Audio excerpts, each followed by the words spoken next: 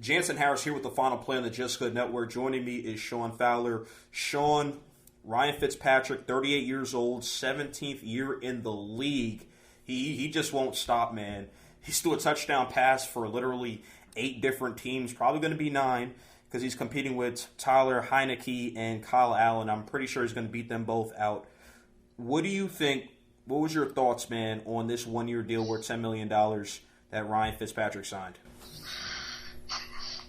Well, Jansen, it just proves Ryan Fitzpatrick is always a capable quarterback. We've seen him play almost for the whole AFC East. He played for the Bills, the Jets, the Dolphins just recently.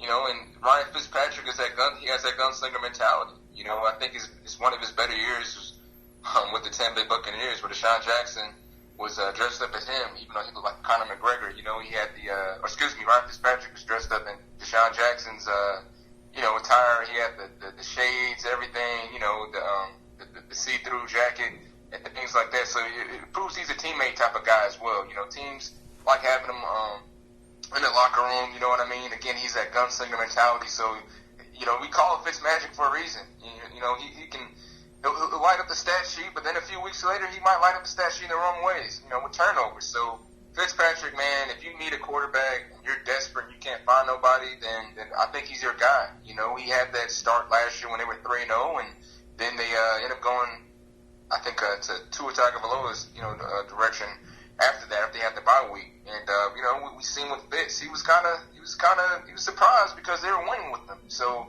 the fact that the Washington football team that got Ryan Fitzpatrick, man, this shows they're desperate.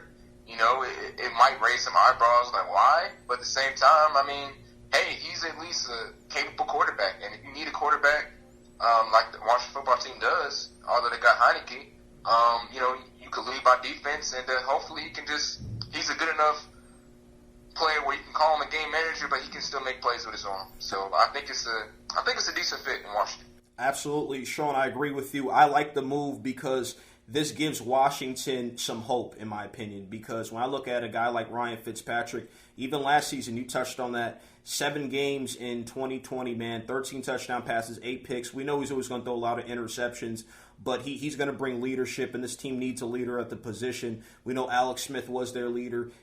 They cut him, got rid of him. I think they're going to get better, man, because they have the second-ranked defense. They get after the quarterback, pretty good secondary.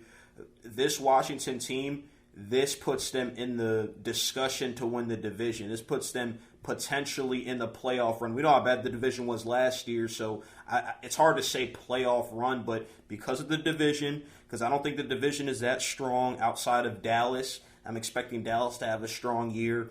I think Washington is probably the second best team in the division. It's close because we don't know what to expect out of all these teams, but I think Ryan Fitzpatrick or Fitzmatrick Fitzmagic still has the touch. I think he's going to do some great things for them, man. I agree, Jansen. And, it's exciting to see because, you got Daniel Jones coming back in, Jalen Hurts, Ryan Fitzpatrick, Dak Prescott. So it's been a lot of different quarterbacks that started last year who aren't really starting this year, other than Danny Dimes, I should say. And he's under the, I'll say he's on the hot seats too for being the New York Giants football quarterback. But we'll see, man. I'm excited to see what the NFC East has to bring this year.